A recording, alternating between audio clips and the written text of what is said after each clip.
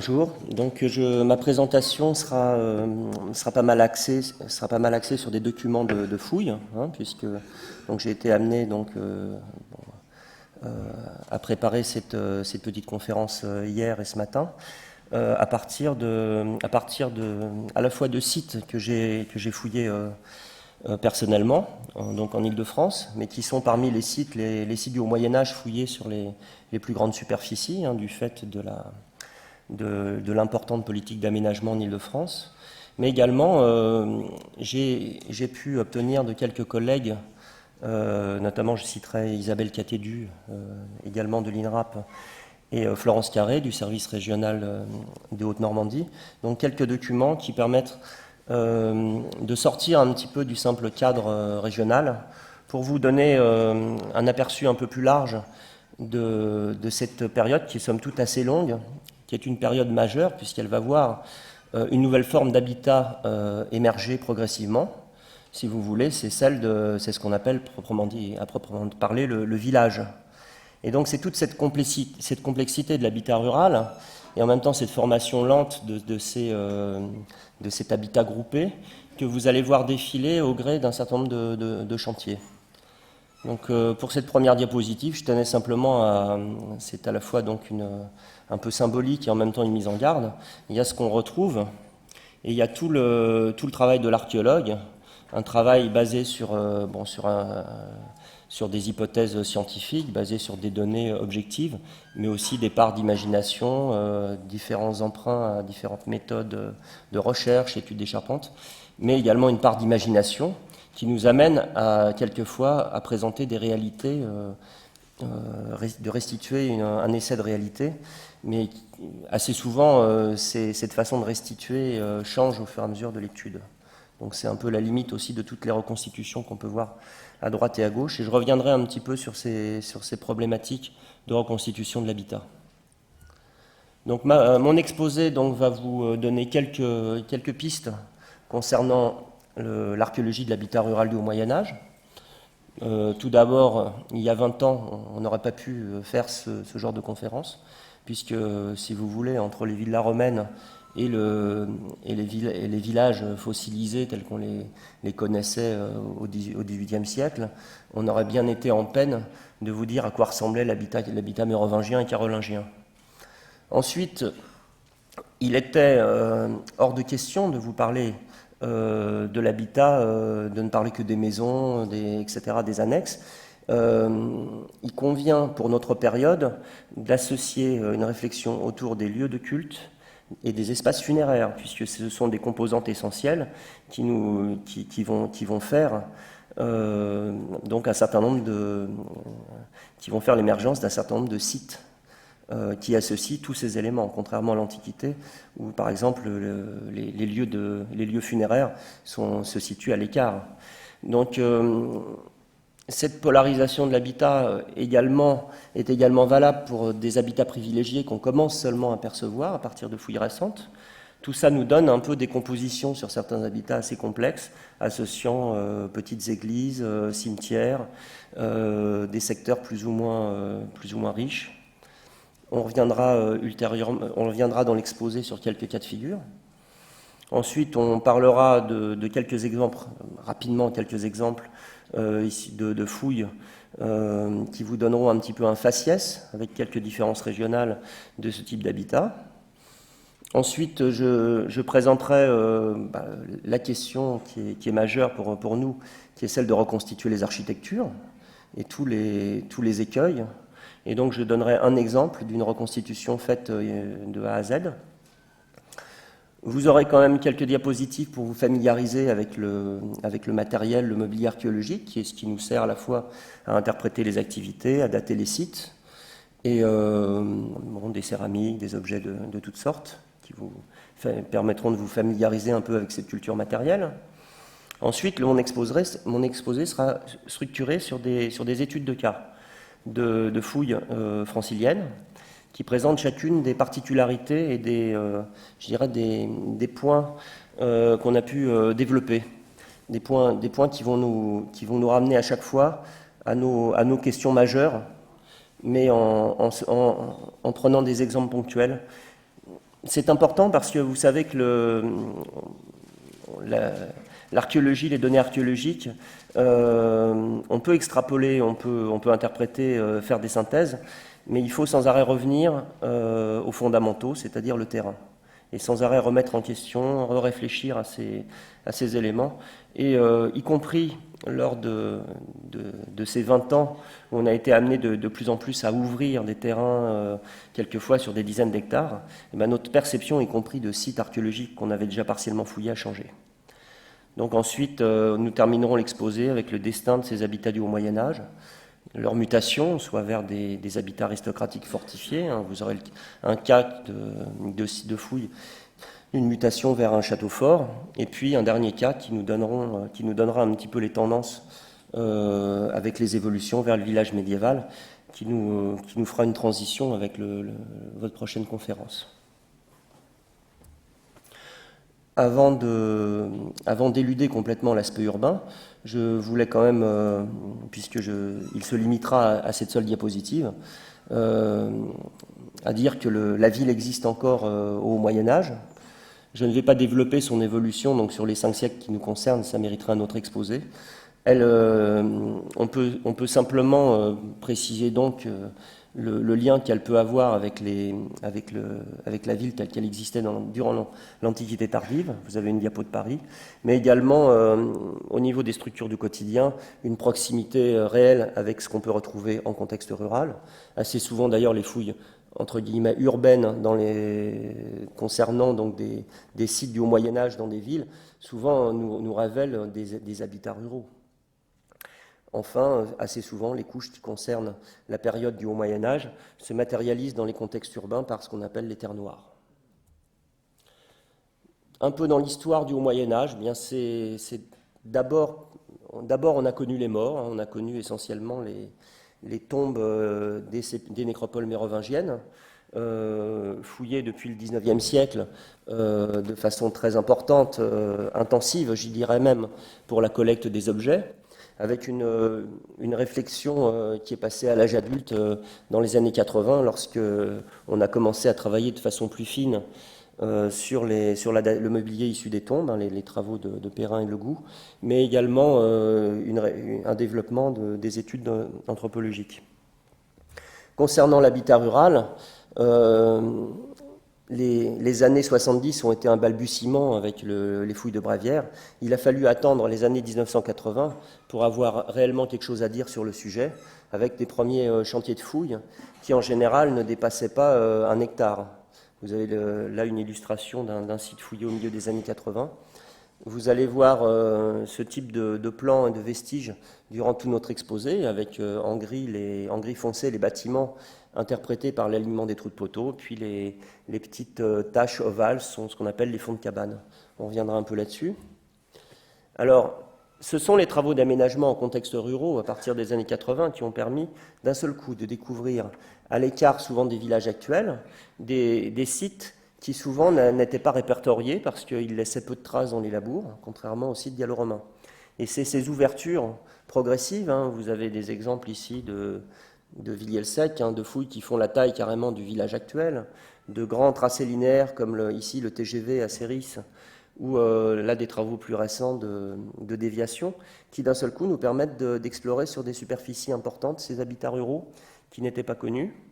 Mais également, donc, on commence à travailler sur les fouilles dans les villages. Ça nous permet de voir petit à petit, sur des villages qui ont subsisté jusqu'à nos jours, comment les structures du quotidien évoluent, les bâtiments, etc.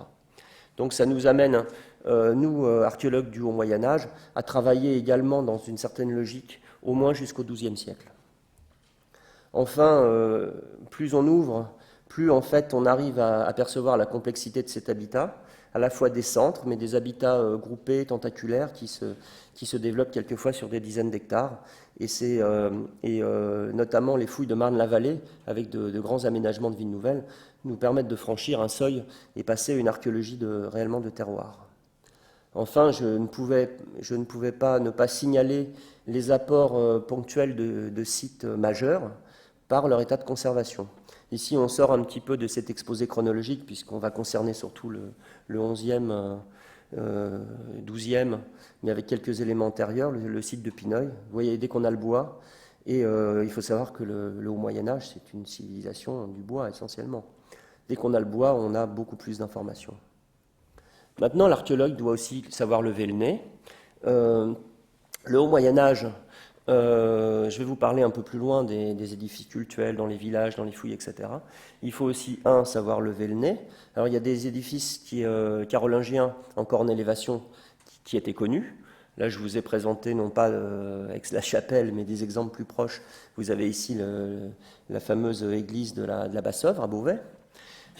Vous avez des édifices dont la datation a été revue et qui sont maintenant, tous les spécialistes sont d'accord pour les attribuer à l'époque carolingienne. Vous avez le cas de Jumièges. Mais surtout, vous avez toute une réflexion à avoir en archéologie du bâti. On a un certain nombre de collègues, Jacques Lemao et Nicolas Vasilesi, un certain nombre de collègues qui travaillent sur ces points spécifiques d'enquête sur des édifices qui peuvent être plus anciens qu'on imaginait, antérieurs au XIe, avec des caractéristiques de fenêtres étroites, de nefs assez hautes. Enfin, je ne vais pas développer le sujet, mais c'est un point qui mérite d'être souligné. Il y a encore, il faut savoir lever le nez. Vous avez enfin toute une archéologie donc des édifices cultuels qui a été renouvelée ces dernières années, sachant qu'il ne faut pas systématiquement identifier un sanctuaire à forcément une église simple. Vous pouvez avoir ce qu'on appelle des petits monastères ruraux, c'est les travaux de Jean-Yves Langlois à Notre-Dame de Mondeville, ou d'Étienne Louis à Hamage, qui mettent en évidence de véritables monastères, avec quelquefois des découvertes étonnantes, comme ces vitraux mérovingiens, donc découverts près de Rouen. Souvent, les sanctuaires nous donnent un peu l'impression, quand on les fouille, de poupées gigognes, puisque assez souvent, ces églises sont construites les unes sur les autres. Vous avez quelques exemples normands que m'a communiqué Florence Carré, avec différents cas de figure. Ici, une implantation sur un ancien fanum. Mais même si à Saint-Martin-de-Bocherville, on n'a pas de continuité d'occupation entre la période romaine et l'implantation du 7e, je crois. Et puis vous avez également des petites églises orales, celle des fouilles de Mondeville, fouillées par Claude Lorraine. Vous avez des découvertes récentes qui avaient été évoquées, précédées par des découvertes importantes en Suisse, les travaux de Charles Bonnet notamment, de découvertes de première phase d'églises en bois. Vous avez l'exemple des fouilles de Portejoie, à Tournedos-sur-Seine. Vous avez ici un premier état du bâtiment qui est sur poteau planté. Il ne faut pas seulement penser pierre quand on réfléchit aux problèmes d'architecture, y compris religieuse. Et vous avez également ma collègue Isabelle Catédu qui m'a communiqué donc les plans de l'église du sanctuaire et de l'église de Salleux, qui part d'un édifice funéraire associé à un sarcophage de taille modeste à une église en bois, à une évolution donc sur des plans un peu plus connus. Vous avez ici une vue aérienne de la fouille de Salleux. Vous avez également donc un site que j'ai fouillé, sur lequel je reviendrai de façon un peu plus développée, au cœur d'un village. Donc vous avez à la fois donc des édifices cultuels dans un même pôle. Vous avez ici une petite chapelle. Vous avez des édifices mal conservés parce que quand les édifices sont peu fondés, souvent ils apparaissent pratiquement en négatif, entourés par les sépultures. Vous avez également la découverte de vitraux, comme à Notre-Dame de Mondeville, avec donc ces fameux vitraux mérovingiens qu'on trouve maintenant également sur d'autres sites comme Hamage. Les découvertes commencent à se développer, la diffusion finalement de ces ouvertures vitrées et de ces motifs décoratifs était plus répandue qu'on imaginait au Moyen-Âge. Alors, on a une association évidemment entre ces édifices cultuels et leurs fonctions funéraires. C'est un petit peu le problème de l'œuf et de la poule quand vous traitez des sépultures et des édifices cultuels pour cette période, puisque vous avez à la fois des édifices qui se développent, des églises qui naissent d'édifices à fonction funéraire, donc associés à des nécropoles, et vous avez au contraire un certain nombre de sépultures qui vont s'agglutiner autour autour des édifices. Donc, quelquefois, au sein desquels on retrouve un peu les tombes fondatrices, ce qui n'est pas le cas sur tous les sites. Alors, notre perception, je reviendrai rapidement, des modes d'inhumation s'est beaucoup développé à partir des années 80 avec le développement de ce qu'on appelle l'archéologie funéraire. Et vous allez voir quelques exemples provenant de ces risques, ou par l'analyse du mode de décomposition des os, notamment, qui épousent des formes de contenants. On arrive à restituer des modes d'inhumation, bien qu'on n'ait pas, par exemple, de sarcophage ou d'éléments organiques conservés. Ici, vous avez la première phase du site des Ruelles, avec des cercueils trapézoïdaux, avec des sépultures réduites, rassemblées en tête de sarcophage, vous voyez ici, et puis des individus. Puis l'évolution, avec, à l'époque carolingienne, ce qu'on appelle des fosses anthropomorphes, et puis le développement de coffrages rectangulaires. Vous voyez une typochronologie qui commence à s'esquisser, même si on a pu, pour les périodes carolingiennes, de mobilier dans les tombes.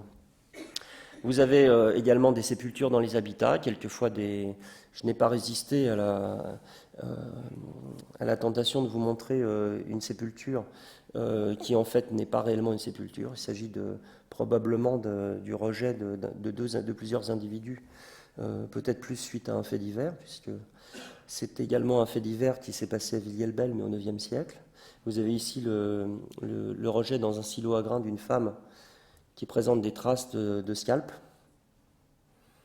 Et sous cet individu, on a retrouvé en fait les restes d'un autre individu, peut-être de sexe masculin, d'après le crâne, mais c'est pas certain, qui lui a été coupé en morceaux et mangé, vraisemblablement, puisque ce qui reste, ce sont les parties du squelette qui ne se mangent pas. Bon, c'est un petit peu résumé rapidement. Ma collègue anthropologue Isabelle Abadi, qui a fait l'étude, ne serait pas aussi catégorique, mais bon. Après le travail sérieux qui est fait pour aboutir à ces résultats. Et vous avez donc au cœur des villages, donc quelques exemples à la fois sur des habitats ruraux, un bâtiment à Céris, ici à l'issue d'une fouille minutieuse d'une église, le premier édifice à Cergy, également l'évolution des édifices de l'époque mérovingienne, l'état en verre jusqu'à l'église romane à Louvre.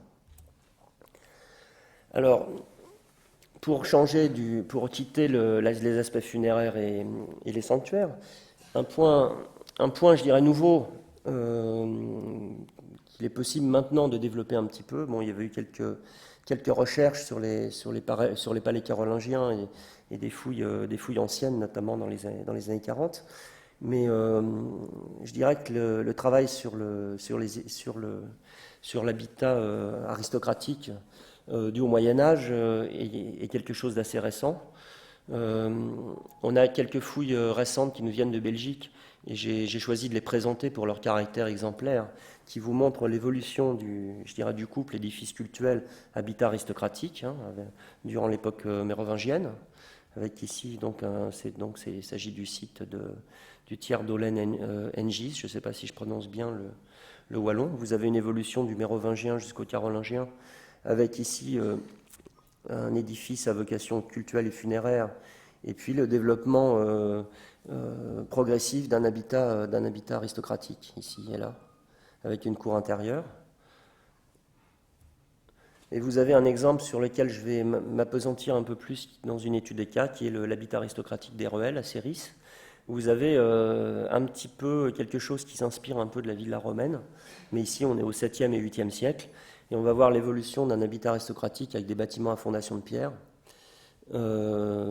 qui va finir donc à l'orée de l'époque carolingienne, avec un système de cour centrale, avec le bâtiment principal qui fait 30 mètres de long. Vous voyez, et tout ça s'intègre dans un ensemble qu'on peut appeler un village. Je reviendrai un peu plus loin sur ces composantes.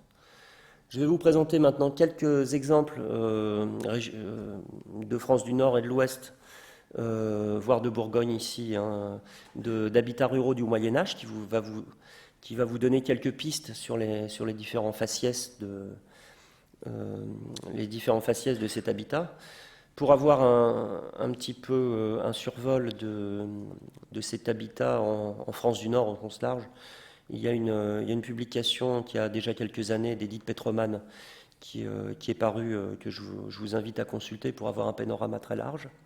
Je dirais qu'on n'en est pas encore à faire des synthèses régionales, mais là, ici, quelques exemples. Ici, notamment, un site marqué par un type de bâtiment particulier, fouillé par ma collègue Isabelle Catédu. Hein, bon, quelques sites. Ici, vous avez la juxtaposition de l'habitat antique et de l'habitat du Haut Moyen-Âge dans le Jura, sur le site de Choiset. Bon, vous avez des tentatives de restitution de certains habitats. Ici, nous sommes, je crois, dans l'île-et-Vilaine. Toujours ma collègue Isabelle Catédu a fouillé un habitat à mon tour, qui est publié dans un DAF que je vous invite à consulter également, avec un habitat qui n'est pas si éloigné de ce qu'on peut trouver en Île-de-France, avec des essais de restitution. Hein, vous avez ici des photos avec des systèmes parcellaires sur cet habitat carolingien. Vous avez de véritables hameaux, mais sans nécropole associée. C'est le cas du site de Bussy-Saint-Georges, fouillé voici déjà quelques années à Marne-la-Vallée par ma collègue Nathalie Buchez. Et puis vous avez des fermes qu'on peut dire isolées, c'est-à-dire c'était un mode d'habitat groupant bâtiments et annexes. Ici, c'était intéressant de faire l'association entre la façon dont l'habitat est perçu à la fouille et puis tout un travail de réflexion sur ces restitutions qui est faite par mon collègue Alain Nice dans le cadre du musée des temps barbares à Marle, sur un site qu'il a fouillé lui-même. Donc ici, un type de bâtiment, évidemment, il ne reste que les trous de poteaux. Enfin, il était important de souligner l'existence de sites spécialisés, et ici, notamment dans le sud de l'Île-de-France, donc près de Melun-Sénart, à Vers-Saint-Denis, un site qui a livré des milliers de puits d'extraction de minerais. Un minerai pas très riche, mais à l'époque carolingienne, une spécialisation, je ne dirais pas industrielle parce que le terme est impropre, basée en fait sur la transformation du fer. Ici, une restitution de bas-fourneau. Alors, des sites qui ont la taille de ce qu'on appelle un village, on n'en a pas tant que ça en fouille en France. On a quelques exemples qui nous viennent ici, par exemple, de Normandie. C'est un des sites majeurs, par notamment son cimetière fouillé exhaustivement, son habitat, mais également des zones d'activité qui se situent donc en bordure d'un chenal de la Seine. Je reviendrai un peu. Je vous ai présenté précédemment le sanctuaire de Portejoie. Simplement, le mode de construction des bâtiments, probablement sur Selin, fait que les bâtiments du village ne sont pas perceptibles, ne sont pas conservés, contrairement aux silos, aux zones d'activité, etc. Et là, dans ces cas-là, on va travailler sur le mobilier, les zones d'activité. Donc c'est ma collègue Florence Carré qui l'a fouillé. Le site de Saleux, fouillé par Isabelle Catédu, vous avez à la fois donc la nécropole, le cimetière, mais également l'habitat. Un habitat diachronique qui va de l'époque mérovingienne jusqu'au Xe, XIe siècle. Vous avez ici un essai de phasage sur un site qui présentait également un moulin. Des fouilles récentes qui vous montrent superposition d'un habitat du Haut Moyen-Âge sur des systèmes d'enclos hérités de l'Antiquité.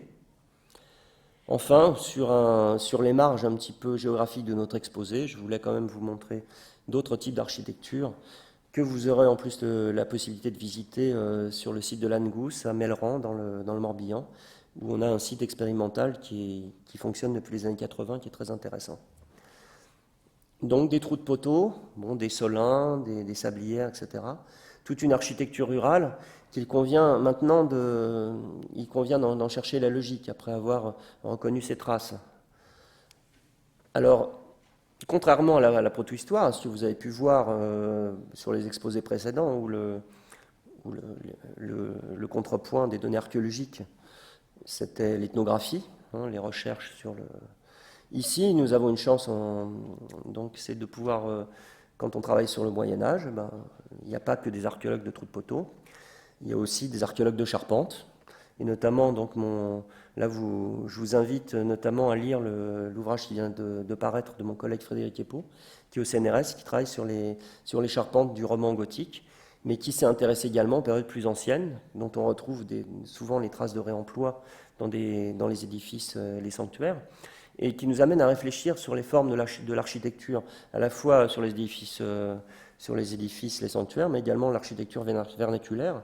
Et là, on a un certain nombre de choses qui nous amènent à penser que la technique du chevron formant ferme était plus répandue peut-être que celle de la ferme épane qu'on avait l'habitude systématiquement sur nos petits croquis de représenter.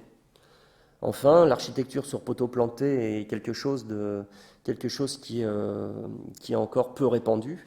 Ici, je dirais qu'un exemple que mon collègue Frédéric Epaud m'a communiqué il y a quelques jours et qui fait penser tout à fait, raser le bâtiment et fouiller les trous de poteaux, vous avez un bâtiment carolingien. Non, ça c'est une... Alors un bâtiment, ça ne se construit pas seulement d'un clic de souris. Ici, c'était pour vous montrer un petit peu les composantes à partir des trous de poteaux. En fait, pour réellement réfléchir aux contraintes, et notamment les contraintes de levage, d'économie de bois, il faut travailler faire de l'archéologie expérimentale. Il faut se prendre par la main. C'est ce qu'on a fait sur la fouille programmée que je dirige à Louvre, le site du château d'Orville, qui sera d'ailleurs dans quelques années, je pense, ouvert au public. On a décidé de reconstituer un type de bâtiment habituel pour l'époque carolingienne, ce qu'on appelle un grenier, sur poteau, avec deux hypothèses architecturales. Celle-ci, on l'a pas retenue à cause de la mise en œuvre de bois très longs. On a décidé d'utiliser la technique du chevron formant ferme. Alors il faut creuser les trous de poteaux, donc aller couper du bois en forêt, assembler les pans de bois. Je passe rapidement, vous pouvez percevoir donc les différentes étapes. Pour le levage, on s'est aidé d'un palon à chaîne qui correspondait, je pense, à ce que pouvaient avoir les carolingiens en termes de traction animale, par exemple l'équivalent d'une paire de bœufs. On lève les pans de bois, les deux pans de bois, on va combler les trous de poteaux, tasser, relier les pans de bois, faire non pas un plancher, mais à l'aide de perches enduites de torchis, faire un plancher beaucoup plus souple, des fermes légères, un levage fait avec des stagiaires, sans personnel spécialisé, vous voyez, c'était à la portée, les paysans eux-mêmes faisaient leur... et c'est pareil, l'équipe qui a réalisé la toiture en chaume. Alors c'est pas des grosses épaisseurs de chaume comme on trouve dans nos chaumières des années 70 traditionnelles. On est parti sur une économie de matériaux, sur un bâtiment qui était un bâtiment destiné à stocker les grains.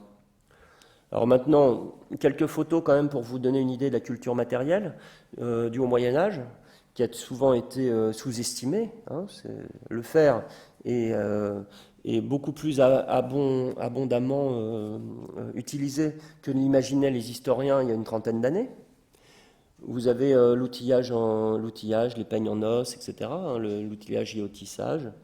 Voilà. Et puis ce qui nous manque quand on n'a pas les contextes humides, le cuir et le bois. Bon, c'est un peu une faucille découverte avec son manche dans un puits. Il faut quelquefois, un archéologue doit se tremper quelquefois dans l'eau. On date essentiellement par la céramique. Ici, un panorama rapide de l'évolution des céramiques du mérovingien avec l'apparition de céramiques. Là, c'est pour l'Île-de-France. Je vous donne, on pourrait faire sur chaque région des présentations différentes. D'un Vesselier hérité de l'Antiquité, ici des céramiques granuleuse de l'Antiquité tardive, va se développer une céramique originale à l'époque mérovingienne, ici, avec le développement des décors à la molette. Également des formes un peu étonnantes, ici, une espèce de grande chope héritée du gobelet buronde. Vous avez ici l'évolution du pot à cuire entre l'époque mérovingienne et l'époque carolingienne. Oui. L'apparition des cruches peintes, qui est une nouveauté de l'époque carolingienne, avec de très belles céramiques qui étaient utilisées quelquefois au fond des puits, comme cette découverte récente, de beaux décors rondés. Une évolution donc vers le XIe siècle, avec une certaine lignée dans le vaisselier, avec l'association cruche pot à cuire, qui va nous mener donc jusqu'à la fin de notre période. Maintenant est venu le moment dans ma présentation de vous faire part donc des études de cas. Je vais vous parler donc essentiellement donc des sites de Villiers-le-Sec, de Céris, de Louvre et de Villiers-le-Bel, avec un petit exemple quand même pour conclure l'exposé d'un site du nord de la France, d'une fouille de village. Donc ici, donc, il s'agit d'un site du Val d'Oise qui avait fait l'objet de publications anciennes lors de la fouille d'une portion somme toute assez réduite, puisqu'on avait fouillé qu'un hectare à l'époque. Dans les années 80, vous pourrez vous référer au catalogue Un village au temps de Charlemagne, qui a longtemps fait référence pour l'habitat rural du Haut Moyen-Âge. Alors ici, donc, après ces petites tranchées qui ont permis d'estimer, regardez bien autour de vous quand vous prenez le train, quand vous prenez l'autoroute, regardez un peu à la campagne, vous verrez quelquefois des petites tranchées. Ce sont les archéologues, en général, des archéologues de l'Institut national de recherche archéologique préventive, qui cherchent des sites sur des futurs tracés d'aménagement. En général, ça précède justement ces travaux, c'est la première matérialisation d'un aménagement. Et quand c'est positif, bien on décape, on enlève la terre végétale. On enlève en général 30 à 50 cm. Et dessous, on va retrouver soit des sols, soit des vestiges en creux, qui sont la matérialisation de ces habitats du Haut Moyen-Âge. Donc vous voyez ici, vous voyez le paquet le mélange de spaghettis de fossés, de multitudes de petites fosses, de petits trous qui sont les bâtiments, les fosses, les puits. Et l'archéologue qui travaille sur cette période doit savoir gérer de nombreuses structures en creux, mais également de nombreux lots d'objets, de céramiques, etc. C'est un travail méthodique, quelquefois fastidieux, qui permet d'aboutir ensuite à des synthèses par phase chronologique, après une interprétation évidemment de traitement du mobilier. Et je voulais passer quand même soulever un peu le capot du moteur, parce que les reconstitutions c'est bien gentil, mais il faut vous montrer comment on fait. On travaille sur des catégories par exemple céramiques. Quand vous avez quelques petits tessons de telle catégorie de céramique, vous pouvez en général dater votre trou de poteau, votre silo, etc. Là, vous avez des cartes de répartition à partir d'un SIG, des types céramiques par rapport à... Et ça vous donne un petit peu, pour certaines céramiques, le faciès de... Vous voyez, plus tard, à l'époque carolingienne, la partie principale du site, c'est là. Alors que pour l'époque mérovingienne, on a le sentiment que quelque chose se passe plutôt ici. Vous voyez, chaque catégorie céramique est un peu le reflet. C'est une façon aussi de lire les plans de site. Vous voyez, par catégorie. Ces sites ont une histoire. Bien souvent, les implantations du Moyen-Âge ne viennent pas dans des déserts. Et vous avez même si les sites, même si des habitats n'existent plus lorsque les villages du Moyen-Âge s'implantent, ils viennent mettre leurs pantoufles, leurs chaussons dans des espaces profondément humanisés, souvent depuis la période de l'âge du fer. Ici, superposition à Villiers-le-Sec, d'un enclos de la Tène moyenne, et de deux enclos gallo-romains qui se succèdent durant le 1er siècle après Jésus-Christ, avec la mise en place de réseaux de voiries qui vont structurer ensuite le village. Ici, un habitat, je dirais, dans sa première phase, un habitat du Haut Moyen-Âge. On n'a pas encore l'idée d'un village très structuré, un habitat centré autour d'une cour, avec des bâtiments en périphérie, des zones d'activité, des systèmes d'enclos qui délimitent les habitats, et déjà un cimetière au cœur de cet espace qui constitue le principal espace funéraire, même si on retrouve quelques tombes autour. Regardez bien cette diapo, regardez bien la suivante, et là vous avez une mutation majeure qui se produit à l'orée de l'époque carolingienne. Vous avez les mêmes axes, regardez l'organisation comme elle a changé, avec le développement d'un habitat en bordure de voirie, avec la succession, donc ce qu'on appelle des unités d'exploitation, même si leur limite est quelquefois difficile à percevoir, derrière les jardins, limités par des parcelles, mais un habitat qui présente également, qui n'est pas qu'une juxtaposition d'unités, qui présente un habitat plus important, qui s'installe dans l'ancienne cour mérovingienne, avec des grands bâtiments, des fonds de cabanes de grande dimension, des fours, etc. Donc une complexité de cet habitat, et en même temps déjà l'allure d'un village. Ici une photo aérienne qui vous montre un petit peu que cette voirie du Haut Moyen-Âge fonctionnait encore à l'époque des fouilles, avec le développement, ici les petits trous, sont l'emplacement des bâtiments. Vous voyez, une unité d'habitat un peu au-dessus de la moyenne, je ne dirais pas aristocratique, mais déjà avec une grande maison, des grandes cabanes, une activité qui est centrée quand même sur un espace. On y retrouve différents éléments, la seule maison en plâtre, c'est là qu'on retrouve le plus d'éléments vestimentaires, et puis un développement jusqu'au XIe siècle qui va dans le sens d'une certaine permanence, mais peut-être un étalement, je dirais, on a moins de différences sociales au sein du village lui-même. Regardons ce qui se passe au niveau de 3 structures types, silo à grains, fond de cabane, four culinaire. Ces petites réserves à grains qu'on retrouve en forme de poire, vous avez ici des coupes stratigraphiques. On travaille sur leur volume pour savoir quelle quantité on stockait de grains. On voit leur évolution. Ici, on voit leur répartition au sein du village. À l'époque mérovingienne, un halo large, on va creuser ces silos un petit peu en périphérie de l'habitat. Ensuite, ça se développe au sein des unités, près de l'habitat. C'est là qu'on va stocker nos grains. Mais ici, dans l'habitat principal, on a des gros volumes de stockage, ce qui corrobore un peu l'idée qu'on s'en fait. Un certain équilibre, et puis de très gros volumes qui se développent seulement sur 2 parties de l'habitat à l'approche de l'an 1000. Variété des fonds de cabane, c'est un terme qui est d'ailleurs impropre, mais qu'on conserve parce qu'il est maintenant rentré dans les mœurs au niveau de la littérature archéologique, mais ça concerne des petites structures d'activité à 4 poteaux ou pratiquement des maisons excavées. Ici, on va s'intéresser notamment aux traces d'activité textile et leur place dans le village. C'est l'interprétation qu'on donne de ce qu'on appelle les fosses d'ancrage de métier, dont on trouve plusieurs exemples dans ces petits ateliers excavés à chaque fois, vous voyez ici, avec ce qu'on appelle des emplacements de cadres de tissage plutôt que des métiers à tisser. Une analyse de ces traces permet de travailler ensuite sur des problèmes de restitution. Ici, vous avez une maquette qui est déjà ancienne, mais qui, a priori, reste valable. Là, en l'occurrence, ce qui va nous intéresser dans un village, c'est où est-ce qu'on fait du tissage. Est-ce qu'il y a des zones d'activité spécialisées? Ici, c'est le cas à l'époque mérovingienne, puisque les fosses à traces de métier sont concentrées dans un espace du village, essentiellement, ici. À l'époque carolingienne, on a un grand métier à tisser qui se situe dans l'unité principale. Et qu'est-ce qui se passe à l'approche de l'an 1000, 10e, 11e siècle? Chaque petite unité, chaque personne, je dirais, a pas sa machine à coudre, mais a son petit atelier de tisserand. Une dissémination de ce type d'activité comme quelque chose qui permet de donner un surplus, tout en permettant aux gens de fabriquer eux-mêmes leurs textiles. Par ailleurs, donc, toutes les traces de cet artisanat, par des lissoirs en verre, des peignes accardés, des petits cadres de tissage, des fusailloles, etc.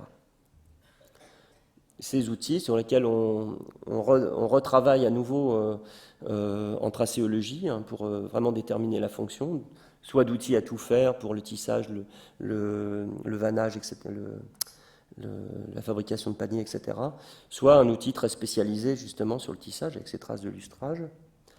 Dernier vestige caractéristique du Haut Moyen-Âge, les fours culinaires.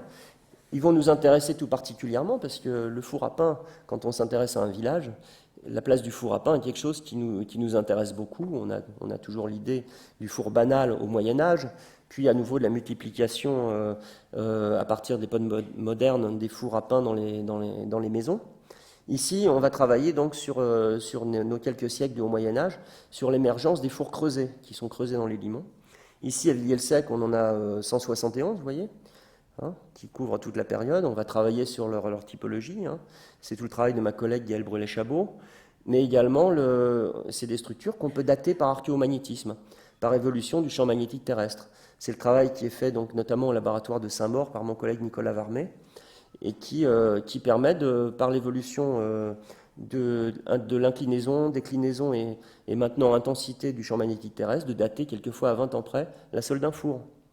On arrive donc à avoir travaillé et daté un grand nombre de fours.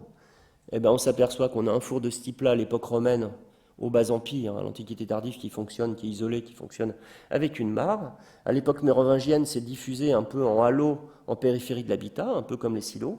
Et on va s'apercevoir que, durant l'époque carolingienne, le nombre de ces types de structures diminue de façon très très rapide, pour ne plus avoir que 2 sur 171, je rappelle, que 2 fours qui fonctionnent vers l'an 1000.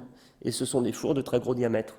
Vous voyez, on est passé d'un usage, je dirais, mangeur d'espace en périphérie de l'habitat, à quelque chose de structuré près des bâtiments, à ensuite quelque chose qui est d'un usage collectif certain à certains endroits du village. C'est un peu l'apport majeur de la fouille de Villiers-le-Sec. Maintenant, je vais vous donner la deuxième étude de cas qui va vous apporter donc les fouilles menées sur le site près d'Euro Disney, sur les sites des ruelles, donc le site des ruelles à Céris, qui est un site que j'ai fouillé depuis 1989, et pas en continu bien sûr, en plusieurs campagnes de fouilles. Et je viens 10 ans après d'ailleurs de fouiller un secteur en périphérie de ce site sur 5 hectares, dont la fouille donc vient de se terminer. Je vous montrerai quelques données. Donc au départ, on avait fouillé ça sur un tracé de TGV, donc notre perception était limitée. On avait une nécropole et un habitat qu'on imaginait se développer à l'époque carolingienne. Et petit à petit, au gré des aménagements, on a perçu la présence d'un habitat aristocratique. Puis on a pu percevoir le développement de cet habitat. Ici, vous avez la nécropole, différentes unités d'exploitation reliées par des chemins, un habitat aristocratique. Puis tout ça est remplacé au Moyen Âge par une maison forte.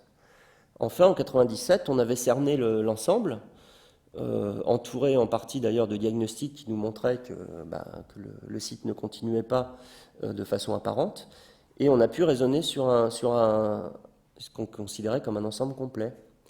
Alors bon, on travaillait également sur des milliers de tessons de poterie. Ici, ce qui laisse le plus de vestiges, c'est la partie aristocratique mérovingienne, ce qui n'est pas du tout le cas à l'époque carolingienne, où ici, la majeure partie des vestiges céramiques sont dans ce secteur du site. On a des changements, donc une évolution qui se perçoit sur un site qui est fondé au 7e siècle et qui va durer jusqu'à l'an 1000, jusqu'au milieu du 11e siècle même. Et vous avez ensuite une continuité entre l'époque carolingienne et la dernière phase du site. C'est toujours par ici que va se développer, je dirais, l'habitat le plus dense et le plus riche. Pour mémoire, les petits rectangles mauves sont des bâtiments. Alors on s'implante sur un espace qui était occupé déjà durant la protohistoire, mais attention, il faut bien faire attention aux continuités larges d'occupation humaine et aux accidents. Ici, sur ce secteur de Marne-la-Vallée, la palynologie nous montre un accident qui est lié donc à un abandon complet du secteur, une reprise de la forêt, par l'évolution en fait des pollens d'arbres que vous pouvez voir sur une mare qui a été comblée du 1er au 10e siècle et bien datée par le matériel, la dendrochronologie. La dendrochronologie, c'est l'étude de cernes de bois qui permettent de dater à l'année près certaines couches. Et là, vous voyez un paysage semi-ouvert à l'époque romaine, et sur une séquence qui correspond à l'Antiquité tardive, vous avez un pic forestier qui est considérable, vous êtes dans une forêt. Et vous avez tout le Haut Moyen-Âge, durant tout le Haut Moyen-Âge, un recul constant de la forêt, et une séquence notamment majeure de défrichement durant la période mérovingienne. On complète petit à petit cette colonne qui provient d'une mare par d'autres études palynologiques en périphérie qui, pour l'instant, confirment. Ça, c'est un travail qui avait été fait par ma collègue Agnès Gauthier, qui travaille maintenant au CNRS, et qui est complété depuis par d'autres études palynologiques. Les défrichements n'ont pas commencé au XIe, XIIe siècle. Mais c'est l'archéologie préventive et non les textes qui va vous montrer en fait des phases de défrichement qui correspondent donc à un petit décollage économique qu'on voit dans la seconde moitié de la période mérovingienne. Alors, comment était l'habitat à l'époque mérovingienne? C'est un peu un mixte entre la villa romaine et le village tel qu'on le conçoit. Vous avez un habitat aristocratique et vous avez tous un système de fossés qui va délimiter des petites parcelles qui ont des vocations agricoles, mais également des vocations de lotissement, de petites constructions, soit des bâtiments d'exploitation, bâtiments d'habitation. Et vous avez la mise en place d'un ensemble avec sépultures, édifices cultuels, puis des petites unités qui vont se développer, des petites unités d'habitat. Alors vous avez donc quatre parties dans ce village. Vous avez le pôle funéraire et cultuel, la nécropole, cimetière on dirait, pour cette période, maintenant que c'est associé à des lieux de culte. Un habitat aristocratique. Vous avez une partie de l'habitat qui est liée à des petites unités, des bâtiments et annexes. Et puis vous avez un habitat qui est foncièrement dépendant de la partie aristocratique. Tout ça vous donne le reflet un petit peu d'une société, je dirais c'est la pierre que peut apporter l'archéologie à une connaissance de la société du Haut Moyen-Âge, même si on va avoir beaucoup de mal à faire la connexion avec ce qui est décrit dans les textes. Le développement de cet habitat, avec durant le 8e siècle notamment le développement de bâtiments associés au pôle cultuel, une espèce de vaste grange, le développement de l'habitat aristocratique. Alors ici, des essais de restitution un petit peu du paysage et de l'allure générale d'un village à cette période, hein. Tout ça se développe quand même sur 16 hectares. Et puis, une architecture différente suivant le mode, suivant le statut social. Ici, quelque chose qui ressemble un peu à la villa romaine, mais c'est un type de grand bâtiment qu'on peut aussi rattacher aux bâtiments seigneuriaux qui vont se développer ultérieurement. On est vraiment sur un chaînon manquant, avec un bâtiment en deux parties, à fondation de pierre. L'élévation, on est moins sûr, peut-être en pierre, une toiture peut-être en tuiles romaines, peut-être en tuiles de bois, on a encore des incertitudes. Et des bâtiments de très grande dimension, imaginez, hein, ça fait 30 mètres. Des bâtiments sur poteaux plantés également hors normes, et puis d'autres qu'on retrouve également sur le reste du village. Vous voyez un peu la physionomie de l'habitat rural, maisons, bâtiments annexes, petits greniers ou structures de stockage du foin. Et puis des bribes d'édifices cultuels. Voilà un petit peu un reflet de ce qu'on a par les trous de poteaux, et puis la façon dont on le restitue quelquefois. Et également donc d'autres types d'architecture, ici des bâtiments aristocratiques, des solins de pierre. La façon dont on essaye de le restituer, avec beaucoup d'inconnus. On restitue une toiture en tuiles parce qu'on en a trouvé une concentration autour du bâtiment.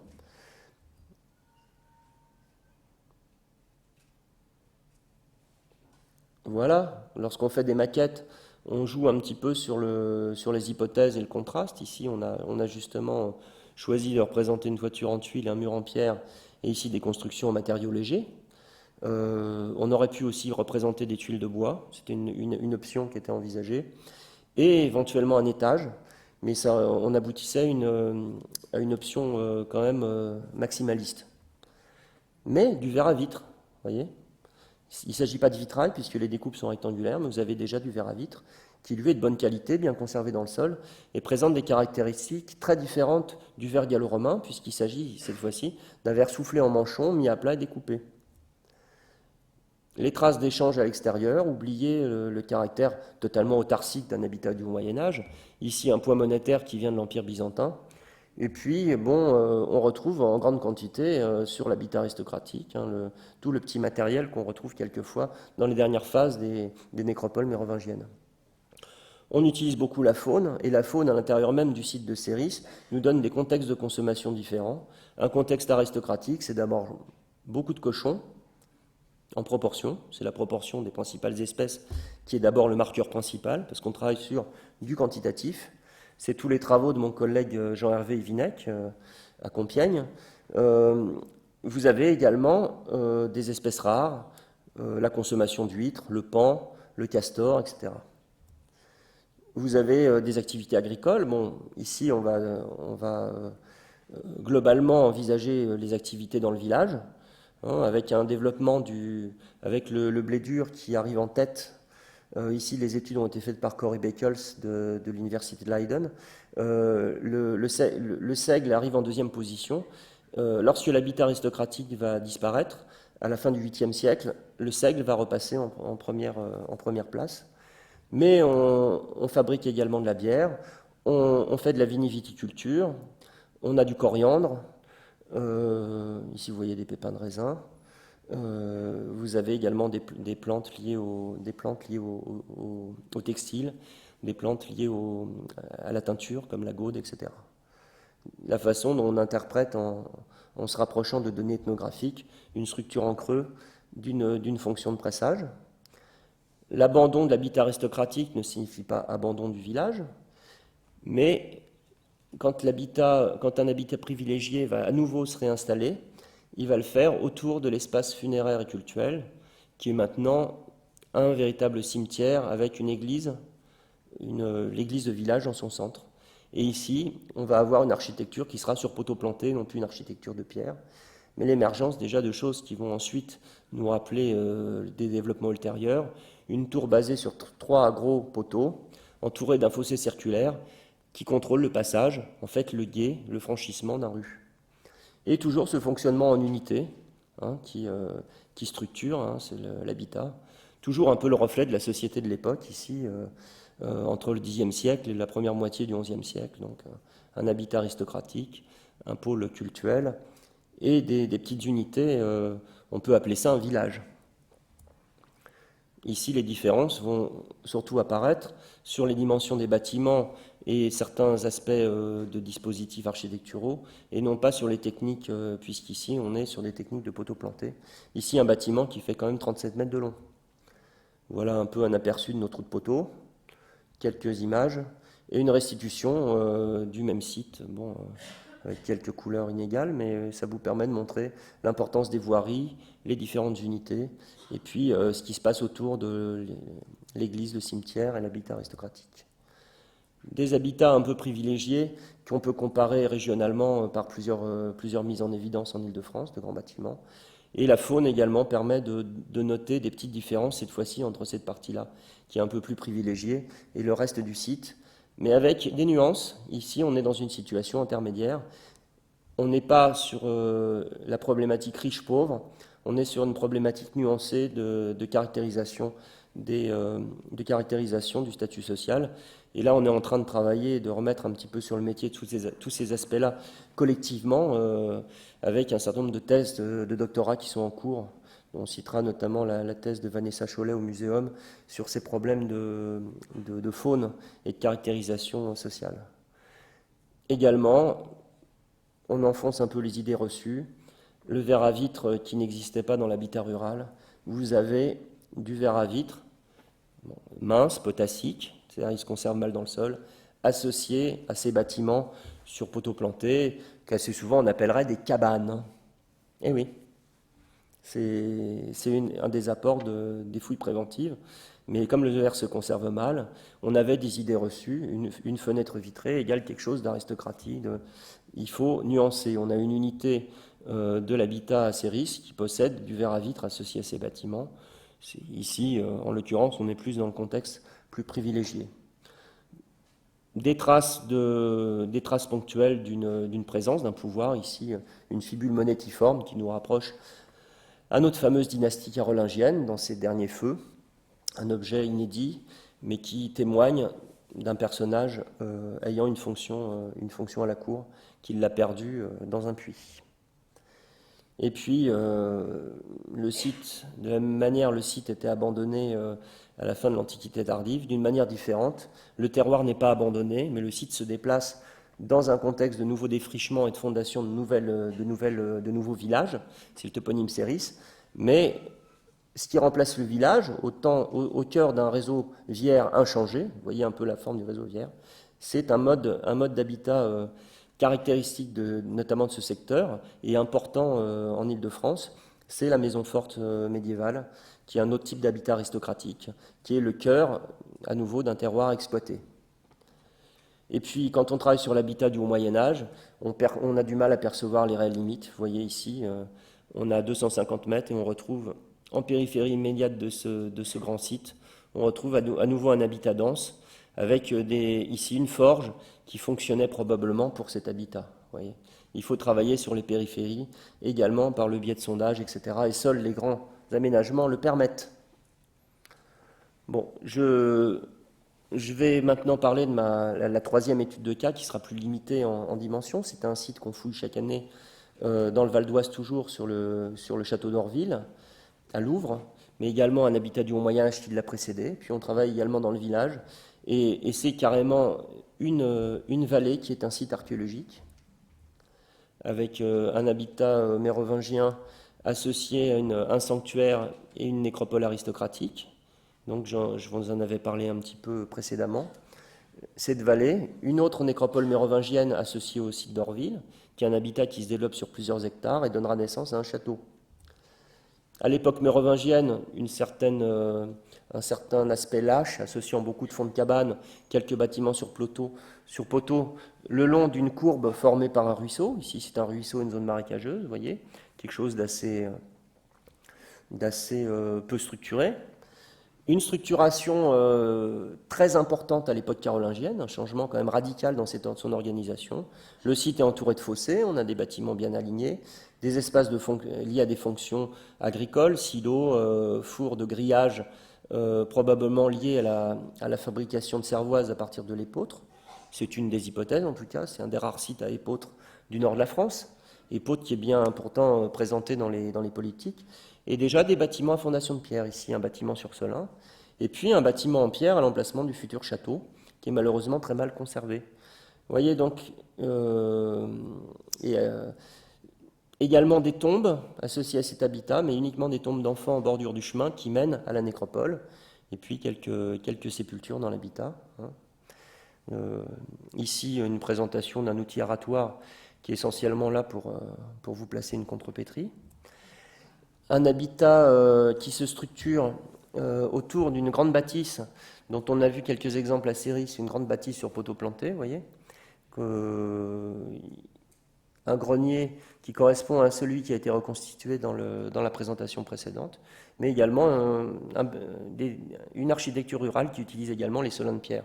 C'est-à-dire qu'ici, on est sur des affleurements calcaires, et puis quelque chose qui se développe à l'emplacement du futur château, qu'on peine à percevoir parce que les surfaces de fouilles sont peu importantes.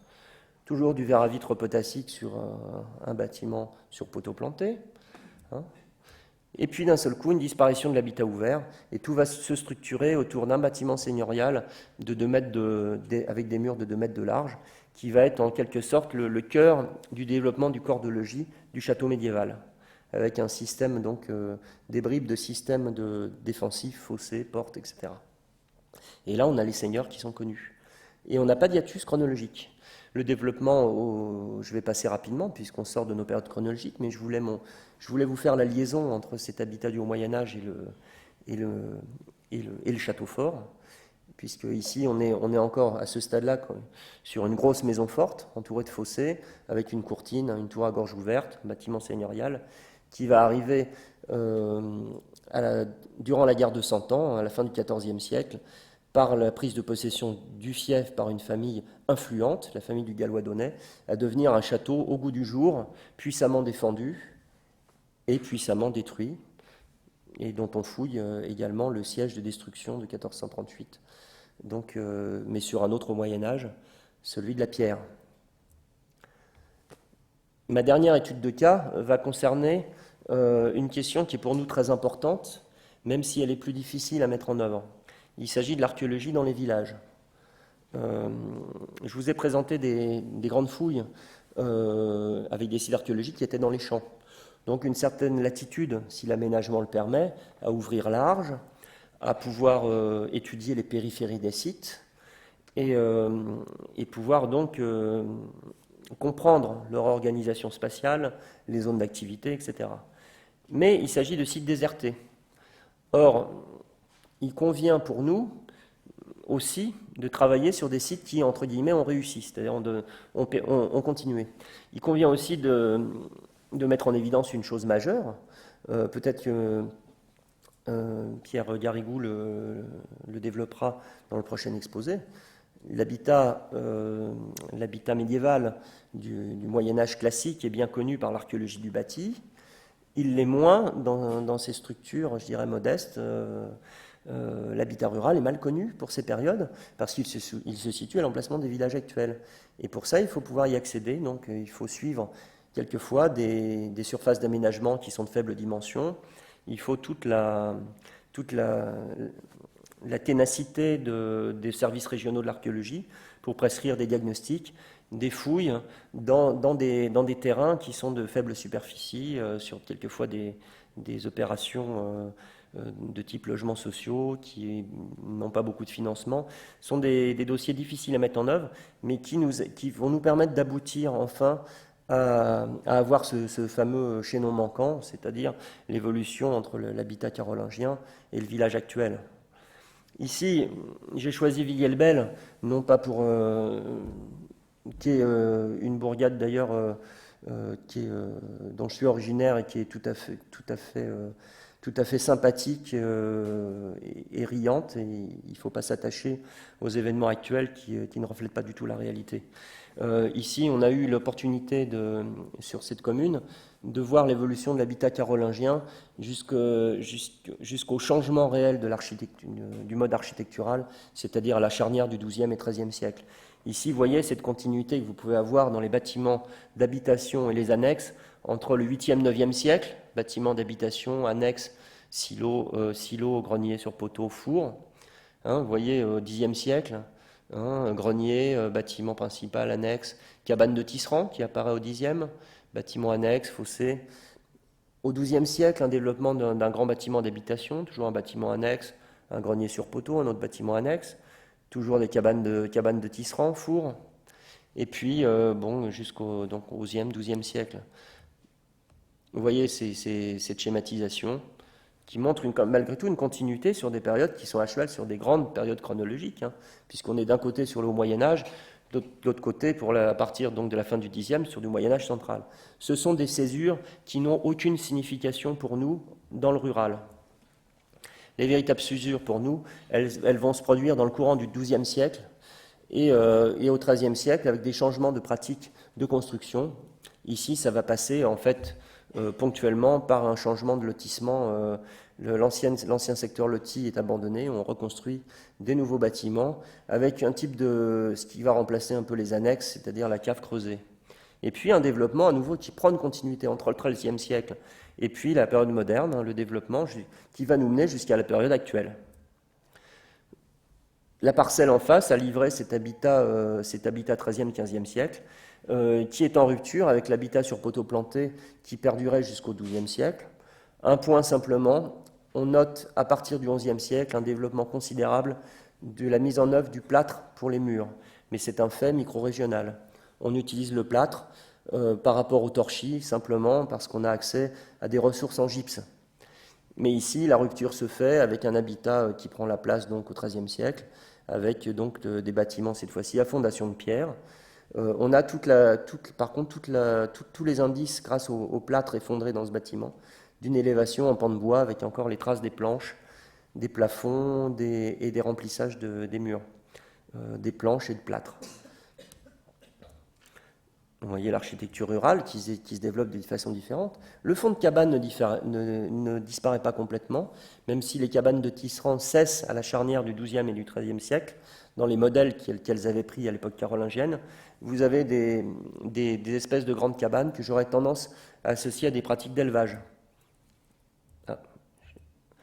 Pratiques d'élevage dont on a les traces également par une épizootie qui a amené donc une vingtaine de brebis à être rejetées après prélèvement de la peau dans une fosse.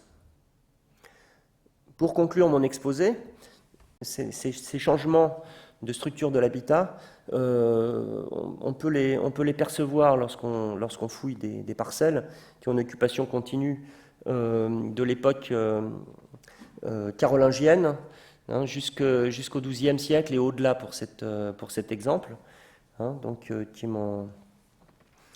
qui est issu donc d'une publication de mon collègue Étienne Louis, qui travaille dans le Douaisis. Vous voyez ici le changement entre donc l'habitat carolingien, l'unité un peu classique qu'on a pu voir, et là, d'un seul coup, regardez un peu cette disposition des bâtiments en longueur, avec les pignons sur la rue. C'est un des traits fondamentaux de l'habitat médiéval qui va se développer, y compris l'habitat urbain. Et c'était un peu ma transition avec la prochaine communication.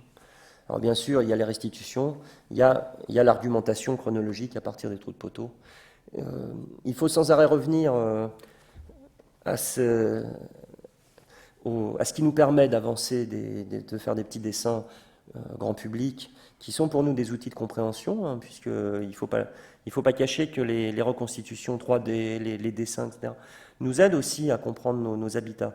Mais il faut sans arrêt revenir aux données de fouilles, et quelquefois les réinterpréter, questionner les disciplines qui se développent.